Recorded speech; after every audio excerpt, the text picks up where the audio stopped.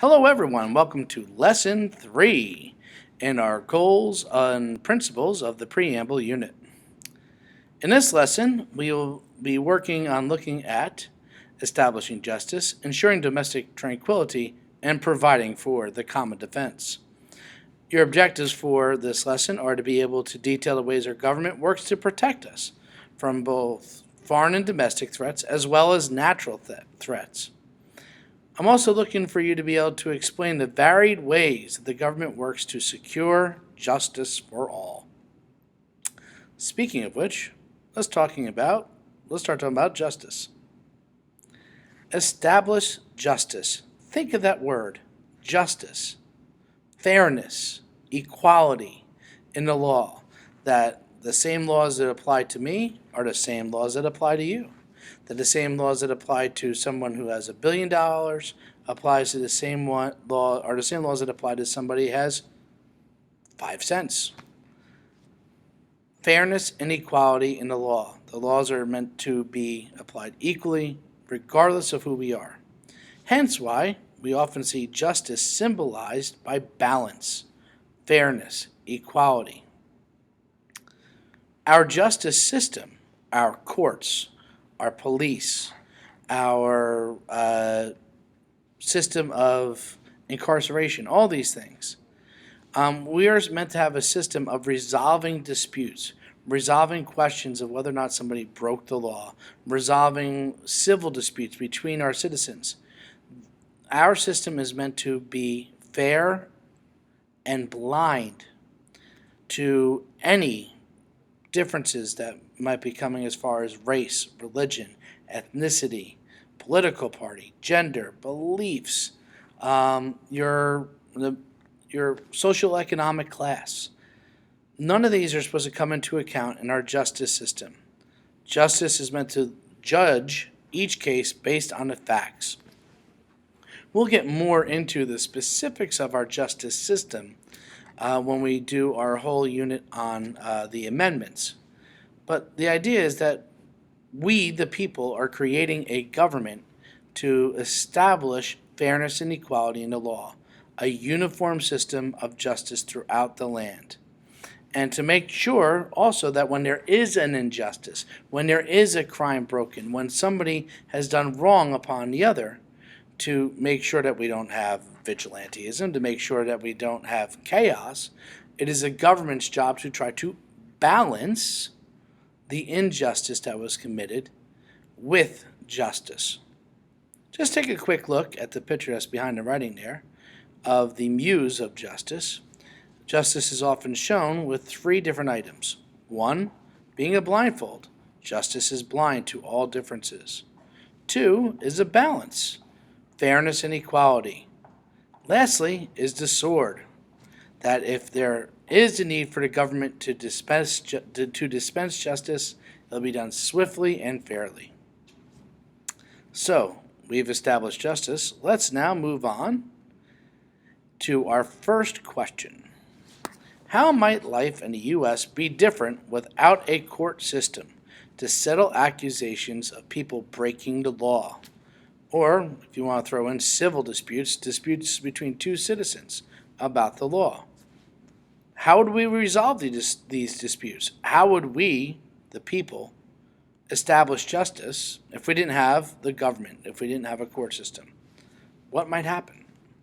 So I want you to dwell on that, think on it, and write down your thoughts, and pause the movie, and when you're ready, continue. And we're back. Now we're going to talk about ensuring domestic tranquility. Well, think of those 3 words. Ensure. If you're ensuring something, you're protecting it, you're guaranteeing it, you're securing it. If something bad happens, you're going to make sure that it will be repaired. Domestic. Well, domestic means within our home, within our land. Then lastly, tranquility, peace. If I started raging out and somebody blew a dart into my neck and I fell asleep, I'd be tranquilized. Think tranquil, like a pond, rippling waters, tranquil. So, if you put together, to ensure domestic tranquility means to guarantee peace and order within our borders, or at least try to protect it. There's lots of threats to peace and order within our homeland. Natural threats, hurricanes, tornadoes, earthquakes, droughts, wildfires, plagues of locusts, just to name a few, are many of the wide-ranging natural threats that can threaten peace and order. If there's a massive storm and people lose their homes, that's a threat to peace and order. If there's a massive drought and there's a food shortage, that's a threat to peace and order. So our government, in order to try to ensure domestic tranquility, tries to provide means of being proactive and making sure that natural disasters aren't as devastating as they can be. And then when they do strike, our government works to try to help and aid our people. Secondly, natural threats aren't the only thing that can happen to our homeland. There's man-made threats, crime, drugs, terrorism, just to name a few, are many things that threaten peace and order within our homelands. If there is gang violence on the streets, that's a threat to peace and order. If there's rampant drug abuse, that's a threat to peace and order. If there is a terror attack, domestic or foreign, that is a threat to peace and order. So we try to keep our homeland secure. We use the government to ensure domestic tranquility. Let's see this in action. Let's talk about this. You might recognize this image. It's from Hurricane Sandy. Hurricane Sandy was an unparalleled natural disaster for New Jersey and especially for our community here in Moonachie. When 5 feet of water came rushing through the town in a matter of minutes, people were pushed out of their homes. People could have faced food shortages. There could have been widespread disease carried through the water. That is why the government was sent in to evacuate people. That's why the government worked to assist and house people. That's why the government is working to assist and help people with repairs. The government, in the case of Hurricane Sandy, has worked to try to ensure our domestic tranquility right here in our community.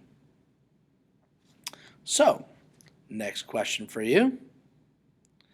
I want you to think of one threat to peace and order within our homeland. It can be a natural threat or a man-made threat. And I want you to try to detail what are some of the ways that the government tries to prevent this threat from happening. And then, if it does happen, if there is the storm, if there is a crime wave, if there is wildfires, whatever that you choose, what does the government do to deal with the effects of the threatening incident when it does happen? So, kind of the before and after of domestic tranquility. Think of that now. Pause the movie, write your answer, and we will continue. Last but not least, this goal of the Constitution is pretty self-explanatory. Provide for the common defense. The government provides our common defense. Common meaning the people, all of us, the public. Defense, defending, protecting us. Well, who defends us? Our military. Our government is meant to create our armies, our Navy, our Air Force, Marines, the Coast Guard, the National Guard, the people who protect us from foreign threats and attacks. The government has the power to raise a military to protect our interests. But we also make sure that our military is under civilian control to check its power. Our founders were very aware that military power is something that could be abused in the wrong hands, like the British used the military to abuse us before the American Revolution. So we want to make sure that we, the people, ultimately control the military, that we are the boss. And how do we do that? Well, the President of the United States is the Commander in Chief of the Armed Forces. Regardless of their background, they are a civilian who is elected by the people to control the military. If we don't like what the President is doing, we can vote them out of office and elect somebody new. So there's many, many ways that our Army, Navy, Air Force, Marines, you could even include our intelligence community like the CIA, the NSA, many different entities work within our government to keep us safe and protected from many different wide ranges of foreign threats. So, since it's pretty clear what the common defense is, I want you to think of our role within the common defense. And I want you to take an opinion. This leads us to question 6. Some people argue that providing for the common defense is a responsibility of all Americans. Currently, everyone who serves in our military bravely volunteers to serve. That's right. They're not forced to serve. They volunteer to go through arduous training. They volunteer to sacrifice their time, their lives away from their family to go and fight and defend and protect all of our rights and all of our freedoms. Many argue that military service should not be voluntary. That should be mandatory for all citizens. I want to know what you think. Do you think military service in the United States should remain voluntary, or should it be mandatory for all citizens so that all of us have a stake in defending our country?